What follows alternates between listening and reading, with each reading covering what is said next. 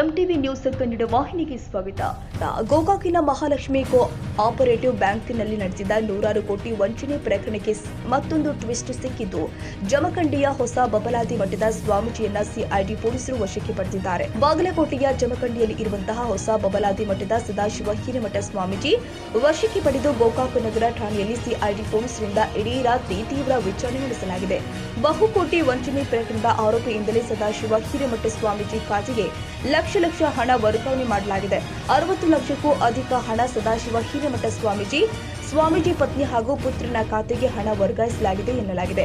ಹಣದಲ್ಲಿ ಸದಾಶಿವ ಹಿರೇಮಠ ಸ್ವಾಮೀಜಿ ನಿವೇಶನ ಖರೀದಿಸಿದ್ದಾರೆಂಬ ಮಾಹಿತಿ ಲಭ್ಯವಾಗಿದೆ. ಅಲ್ಲದೆ ಹೊಸ ಬಬಲಾದಿ ಮಠದ ಜಾತ್ರೆ ಹಾಗೂ ಅನ್ನ ಸಂತರ್ಪಣೆಗೂ ಲಕ್ಷಾಂತರ ಹಣ ಕೊಟ್ಟಿದ್ದ ಆರೋಪ ಕೇಳಿಬಂದಿದೆ. ಈ ಹಿನ್ನೆಲೆ ನಿನ್ನೆ ಸಂಜೆಯೇ ಸದಾಶಿವ ಹಿರೇಮಠ ಸ್ವಾಮೀಜಿಯನ್ನ ಸಿಐಡಿ ಪೊಲೀಸರು ವಶಕ್ಕೆ ಪಡೆದಿದ್ದಾರೆ.